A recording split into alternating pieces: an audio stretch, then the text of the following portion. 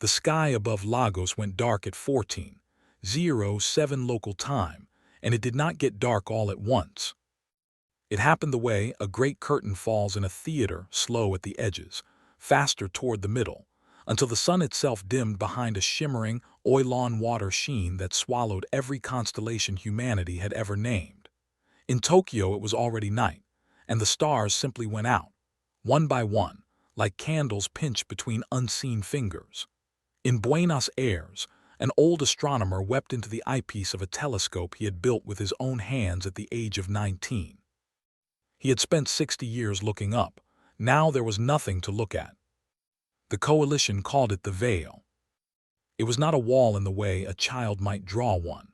It was a lattice of phased gravitic mesh, a structure so vast that even its builders did not speak of it in measurements but in durations, how long light took to cross from one node to the next, how many centuries a starship would burn fuel trying to reach its edge.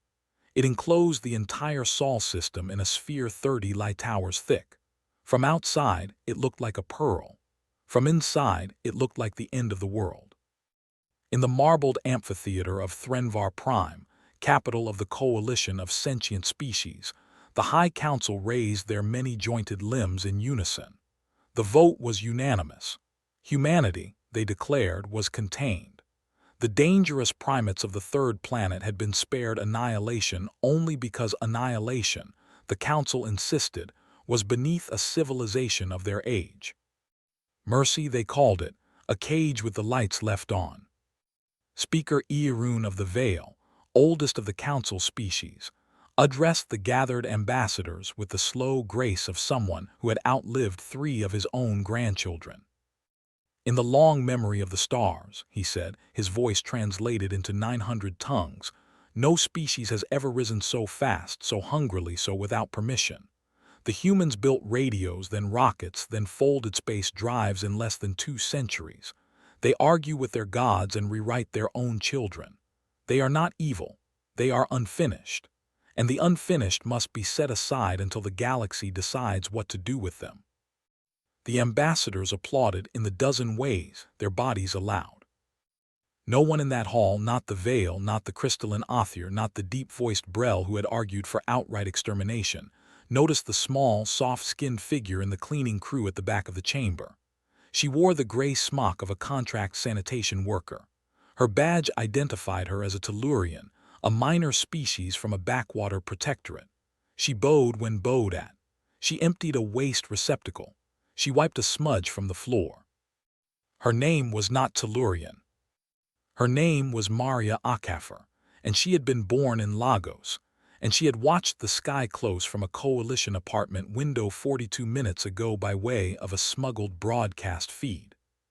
She finished her shift. She walked out through 3 security checkpoints. She rode a public tram across a city of 70 million beings, and at no point did anyone look at her twice. That night, in a small kitchen 16 levels below the council chamber, Maria poured herself a cup of tea from a kettle her grandmother had carried across half a continent during a much smaller, much older war. She sat at a chipped plastic table. She lit a single candle. Then she opened a worn leather notebook and added one more line, in steady hand, to a list that had been growing for 11 years. Veil active. Phase 1 complete, they believe. She closed the notebook. She blew out the candle.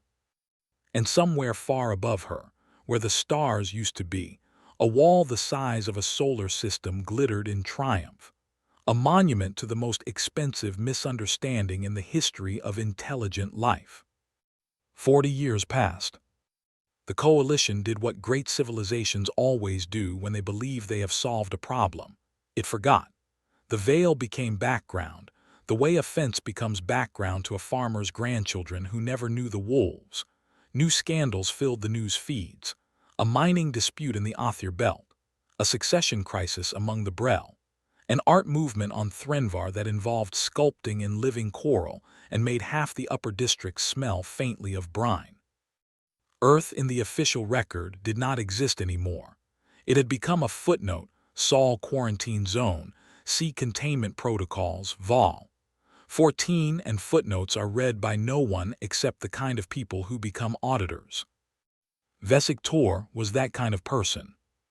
He was TheirHFY by species, a tall, narrow-shouldered being with 3 eyes arranged in a vertical line, and a temperament that his own mother had once described lovingly as the personality of a filing cabinet. He worked in the Bureau of Interspecies Commerce, on the 49th floor of a tower so unimportant that even the elevator music was an apology. His job was to verify trade signatures on cargo manifests. It was, by his own cheerful admission, the most boring job in the capital. He loved it. On the morning the universe began to crack open, Vesic was reviewing a shipment of agricultural enzymes routed through a third-tier broker on a moon he had never visited. The manifest was unremarkable. The buyer was a registered chef. The seller was a co-op of fungal cultivators. The signature at the bottom, certifying the chain of custody, read: A. Solano, bonded verifier, license TR44982H. Vesic's middle eye twitched. Age. In coalition licensing, the suffix letter denoted species of origin. V was Vale, O was Othir, B was Brel. H was Vesic checked because he was the kind of being who checked. H was a reserved code, unused, held in escrow for a species that had been quarantined 4 decades ago and therefore could not possibly be issuing bonded verifications on agricultural enzymes. He stared at the letter for a long time. Then he did the thing that auditors are trained, deep in their bones, never to do unless they are absolutely sure. He ran a wider search. The database hummed, it thought, it returned results. Vesic's 3 eyes blinked, one after another top to bottom. There were 417 license numbers ending in H active in the coalition that morning. Some were 40 years old. Some had been issued last week. They were attached to translators in the diplomatic corps, freighter pilots running the spice lanes, mid-level accountants in the capital's own tax authority, 2 doctors at a respected hospital, a music teacher, a baker, a structural engineer who had helped certify the load-bearing calculations on the eastern arch of the council chamber itself. Age. Vesic sat very still. His office was quiet except for the soft tick of the ventilation. Outside his window, the spires of TheirHFY Prime caught the late afternoon light and threw it back in colors his species had words for, and Maria Akafer's species did not. He should report it. That was the protocol. Anomaly of this scale went up the chain to his supervisor, then to bureau security, then to the inquisitors who handled containment breaches. He reached for the comm panel. Then he stopped. Because his supervisor's name was Hella Brunn, and Hella Brunn had a license number, and Vesic, slowly, with the dawning horror of a man who has just realized the floor under his desk has been a trapdoor the entire time, typed it into the search bar. HELABRUNN, license TR19044H. Vesic Tor, the most boring auditor in the most boring office in the capital of the largest civilization in the known galaxy, lowered his hand from the comm panel. He sat in his small chair. He looked at his small screen. He thought about the veil, the wall the size of a solar system, the monument that everyone had stopped looking at. And then, very quietly, almost to himself, he whispered the question that would, within 72 hours, summon the High Inquisitor of the Coalition to a small office in the lower district of the capital. "How long," he said, "have you been here?" Vesic did not sleep that night. He sat in his apartment with the lights off and the window dimmed, and the city of TheirHFY Prime breathing its great electric breath outside, and he pulled the thread. He started with the music teacher. Her name in the registry was Anu Teleth, species, Tellurian, origin, the backwater protectorate world of Severin Roman IV, a place so small and so unimportant that Vesic had never met anyone who had been there. She had arrived on TheirHFY 36 years ago as a refugee. Her paperwork was immaculate. Her tax filings were boring in a way Vesic personally admired. Her students included the daughter of a Vale counselor and the son of a Brel admiral. Vesic pulled her arrival manifest. He pulled the manifest of the freighter that had brought her. He pulled the crew list of that freighter. He pulled the licensing data of every being on that crew list. 3 of them had license suffix H. He pulled their arrival manifests. He pulled their freighters. He pulled those crew lists. By dawn, his screen was a constellation of names, hundreds of them, then thousands branching outward through 40 years of coalition shipping records like the roots of a tree that had been growing, quietly in the dark, for a very long time. They were everywhere. Not in the obvious places. Not in the High Council, not in the Inquisitorial Corps, not in the great military shipyards. The humans and Vesic now allowed himself, in the privacy of his own skull, to call them that had not gone for the throne. They had gone for the plumbing.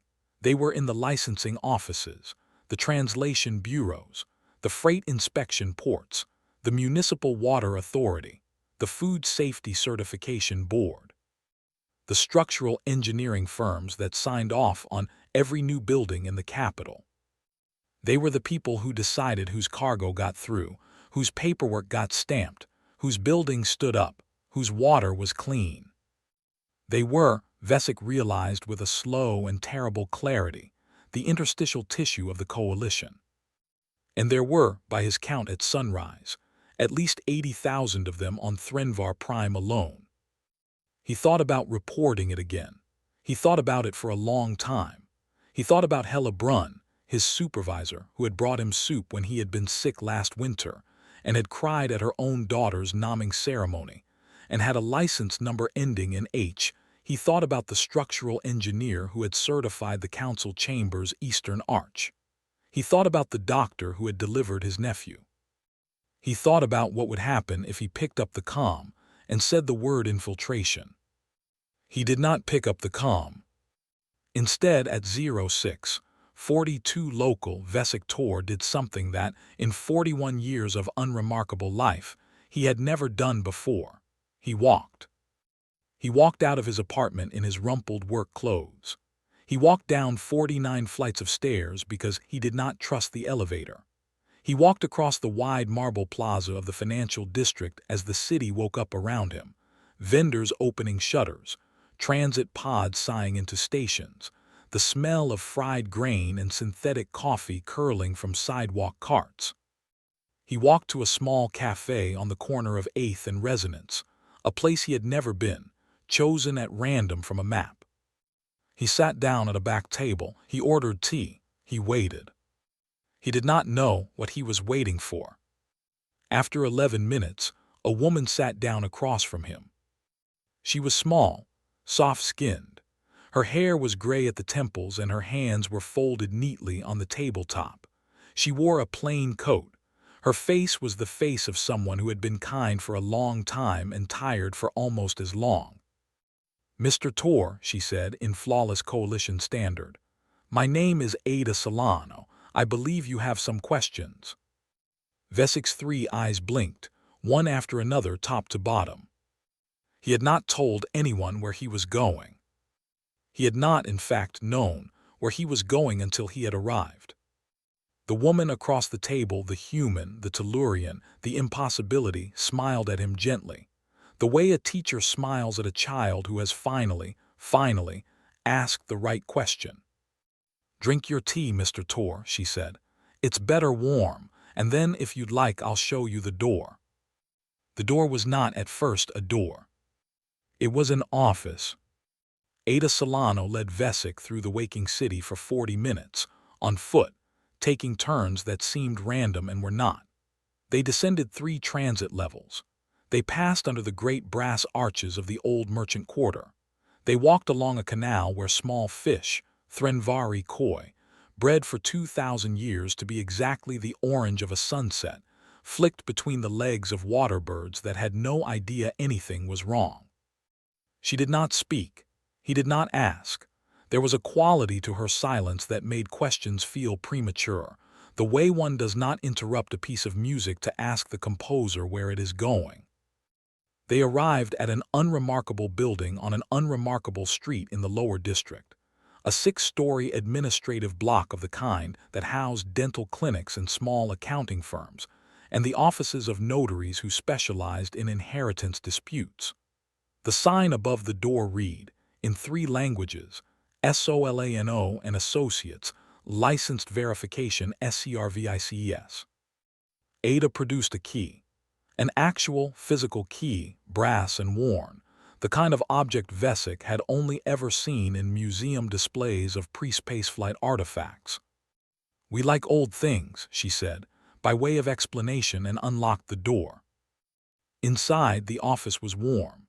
There was a reception desk with nobody behind it.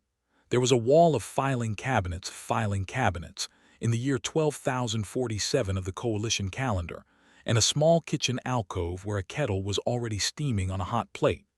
There was a single framed photograph on the wall behind the reception desk, a city skyline at dusk, the silhouettes of buildings that Vesic did not recognize, a river curving through them like a brushstroke. "Lagos," Ada said, following his gaze. "Before." "Before what?" "Before the sky closed."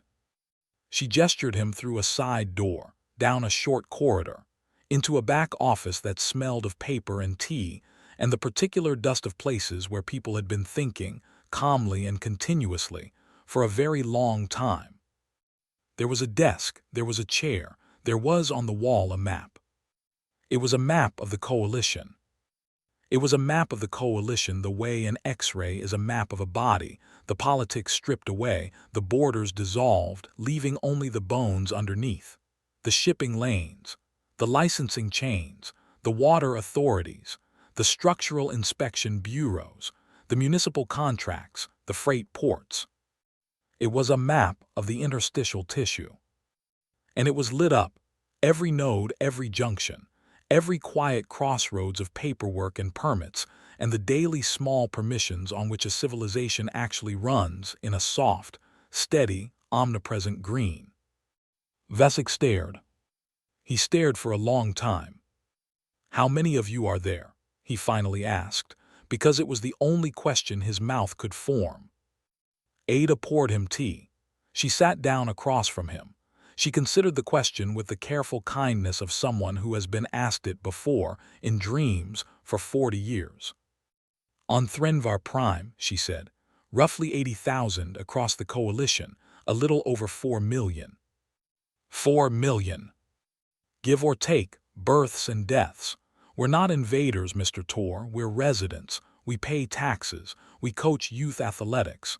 My niece is engaged to a Brel architect. The wedding is in spring." "But the veil." "Yes. The veil went up 40 years ago." "Yes. You should not be here." Ada Solano set down her teacup. Her face, small, soft, gray at the temples, did something complicated. It was not a smile. It was not a frown. It was the expression of a woman who had been waiting 4 decades to deliver a single sentence and was now, at last, being given permission. "Mr. Tor," she said gently, "we never tried to leave through the veil." Vesic's 3 eyes blinked, one after another, top to bottom. "We did not need to leave Earth, Mr. Tor," Ada said. "We were already gone." And then, because she was kind, and because he was a good auditor who had pulled the right thread, she stood up and walked to the wall behind her desk and pressed her palm, flat and steady, against what appeared to be perfectly ordinary plaster. The wall hummed. The wall opened. And Vesic Tor, the most boring auditor in the most boring office in the capital of the largest civilization in the known galaxy, looked through the door that had just appeared in the heart of TheirHFY Prime, and saw on the other side of it a blue sky. The sky on the other side of the door was the sky of Earth. Not a projection, not a holographic feed. Earth. Vesic knew it the way one knows a face from a photograph one has stared at long enough, the particular blue of an atmosphere with the particular oxygen ratio, the particular slant of light through clouds that had grown over an ocean he had only ever read about in a footnote. He could smell it, salt, rain on warm pavement, a faint trace of something cooking, onions, garlic, an herb he had no name for. Ada Solano stood beside him in the doorway. She did not push him through, she did not even watch him, she watched the sky. "This is Lagos," she said. 16 levels below the council chamber you step through, you arrive in Lagos. The trip takes about 2 seconds. We have not yet figured out how to make it instantaneous, but we are working on it. Vesic found his voice. It came out small. "How?" She turned to him. She gestured gently, without pride, the way one gestures at weather, and began to explain. The coalition had announced its intention to build the Veil 11 years before construction began. 11 years of public debate, of treaty drafts, of engineering surveys, of the slow grinding consensus of 12,000 species, deciding what to do about the upstart primates of Sol. The humans, contrary to every assumption the council had made about them, had not spent those 11 years building warships. They had spent them buying tickets. Quietly, one by one, as students on cultural exchange programs, as refugees from carefully fabricated political crises on carefully fabricated backwater worlds, as traders, as translators, as agricultural laborers, as the spouses of minor diplomats. They had embedded themselves into the coalition's lower bureaucracy with the patience of a civilization that had invented both chess and the 30-year mortgage. They had not gone for the throne. They had gone for the paperwork. And then, 6 years before the Veil went up, while coalition engineers were still arguing about gravitic mesh tolerances, a quiet team of human physicists, working out of 3 rented apartments on 3 different coalition worlds, had cracked something the coalition had given up on 2,000 years earlier. Entanglement transit. Not faster-than-light travel, not folded space, paired state translation, the ability to take any sufficiently shielded mass on one end of a paired anchor and reconstruct it at the other end. The coalition had abandoned the research because the energy requirements were impossible. The humans had not solved the energy problem. They had solved the infrastructure problem. They had hidden the anchors inside coalition power grids, drawing microcurrents from 1,000,000 junction boxes across 1,000 worlds, so that no single draw was ever large enough to notice. The door in Ada Solano's office did not punch through the veil. It did not need to. It went around it through a network of anchors that had been quietly installed, license by license, permit by permit, structural inspection by structural inspection, into the interstitial tissue of the coalition itself. "The veil is real," Ada said. "It works exactly as designed. Nothing larger than a stray photon has ever passed through it from either direction. It is the most expensive engineering achievement in the history of intelligent life, and it is also, Mr. Tor, completely irrelevant." Vesic turned to her. The smell of Lagos was still in his nostrils. The blue of earth was still in his eyes. "Why are you telling me this?" Ada Solano looked at him for a long moment. "Because we are about to stop hiding," she said. "And when we do, the coalition is going to have a choice. We would like the being who first found us, the being who pulled the right thread, to be in the room when the choice is offered." "Why?" "Because you did not call the Inquisitors, Mr. Tor. You walked to a cafe." She closed the door. The blue sky vanished. The wall was plaster again. "In 3 days," Ada said, "the High Inquisitor of the Coalition will visit this office. She will not know why. She will come because a registered bonded verifier with a perfect 40-year record will have requested a quiet meeting on a matter of grave administrative concern." Ada smiled, finally, fully, and Vesic saw, for the first time, what Maria Acaffer had carried into the council chamber 40 years ago in a gray smock with a waste receptacle in her hand. "We would like you," Ada said, "to sit in on the meeting." The High Inquisitor of the Coalition was named Threlka of the Veil, and she had not been surprised by anything in 91 years. She arrived at the unremarkable building on the unremarkable street at the appointed hour, alone, as the request had specified, a request so strange, from a verifier so respected, that her curiosity had overridden her protocol. Two of her guards waited in the canal-side cafe across the street, pretending to read news feeds. Threlka herself climbed the 4 steps to the front door and rang the bell like an ordinary citizen. Ada Solano opened it. "Inquisitor," Ada said, "thank you for coming, please, tea." Threlka's long, segmented neck dipped in the veiled gesture of polite assent. She followed Ada through the reception, past the impossible filing cabinets, down the short corridor, into the back office where Vesik Tor was already seated, his 3 eyes lowered respectfully, his hands folded in his lap like a schoolchild. The Inquisitor took in the room, the desk, the map on the wall, the kettle steaming on the hot plate, the framed photograph of a city she did not recognize, with a river curving through it like a brushstroke. She said, "I am told," Threlka said in the slow, careful standard of her species, "that there is a matter of grave administrative concern." "There is," Ada said. She poured 3 cups of tea. She sat down. She placed her hands flat on the desk. And then, for 40 minutes, while the tea cooled and the afternoon light shifted across the framed photograph, Ada Solano told the High Inquisitor of the Coalition, in calm and unhurried sentences, everything. She told her about the 11 years of buying tickets. She told her about the 4 million residents. She told her about the music teachers and the structural engineers, and the doctors who had delivered the Inquisitor's own great-nephew 16 years ago at the Vale Memorial Hospital.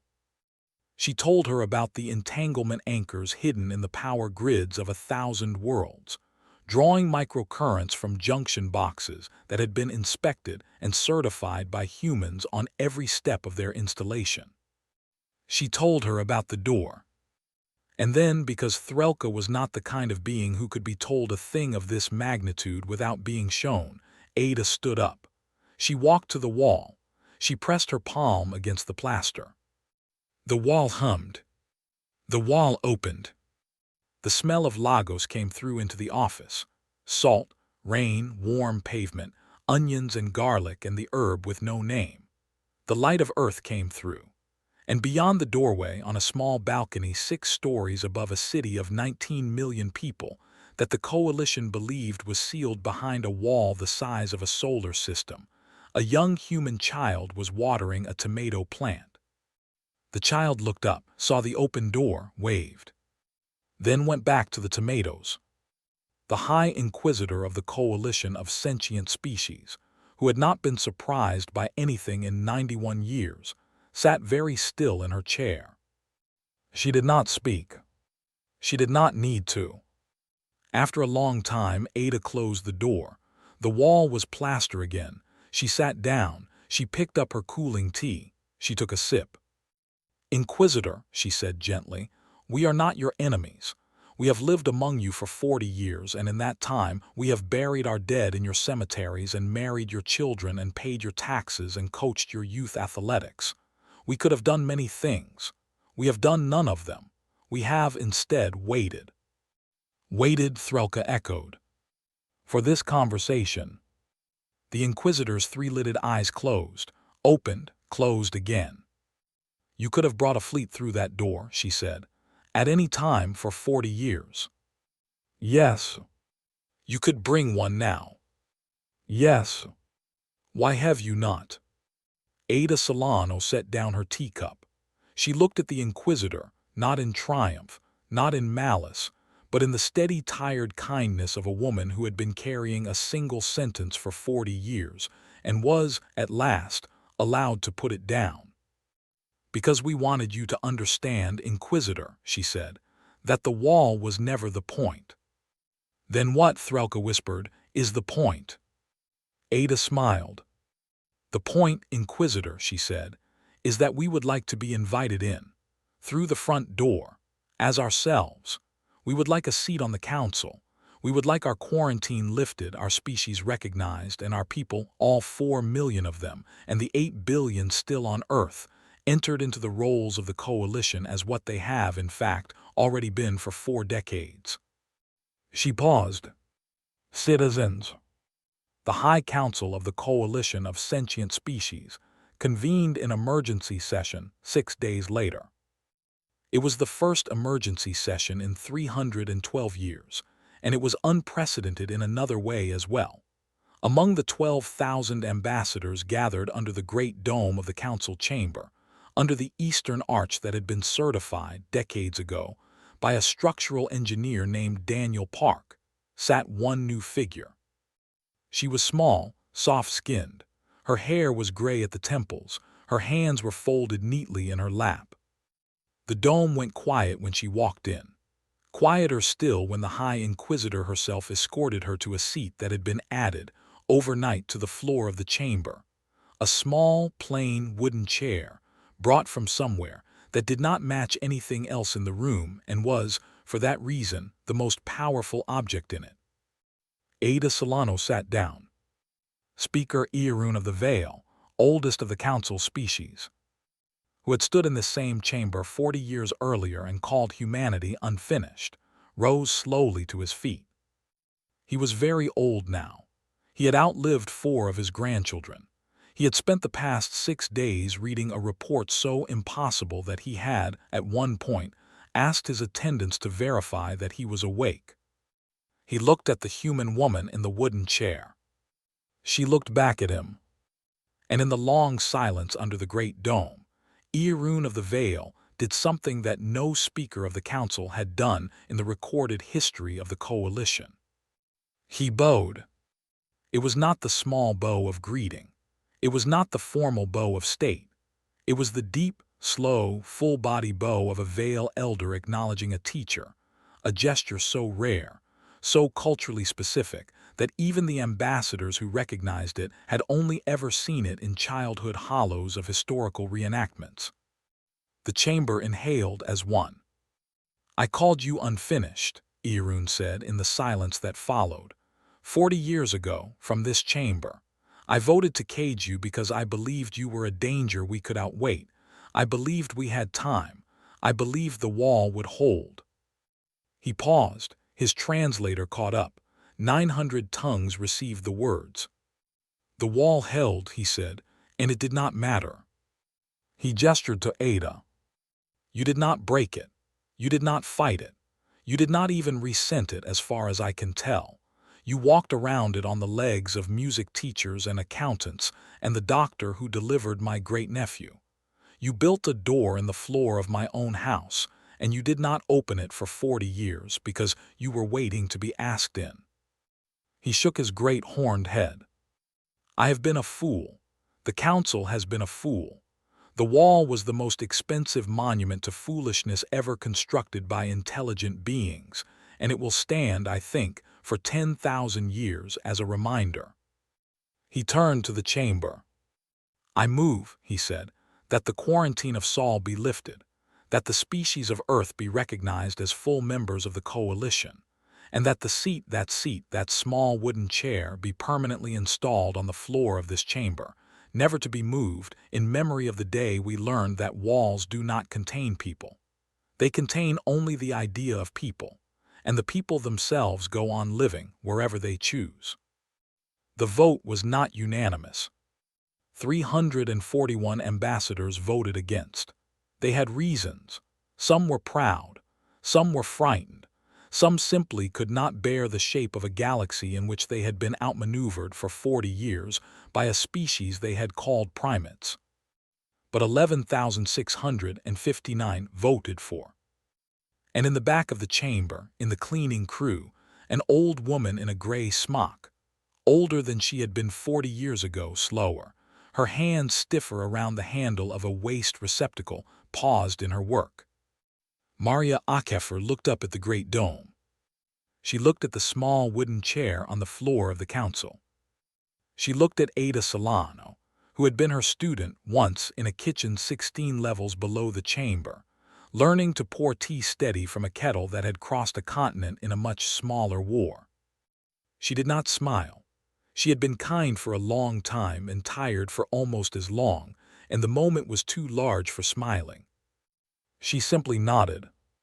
Then she went back to her work, because the floor still needed cleaning, and the work of living in a place, really living in it, the way the humans had chosen to live in the coalition, was never done.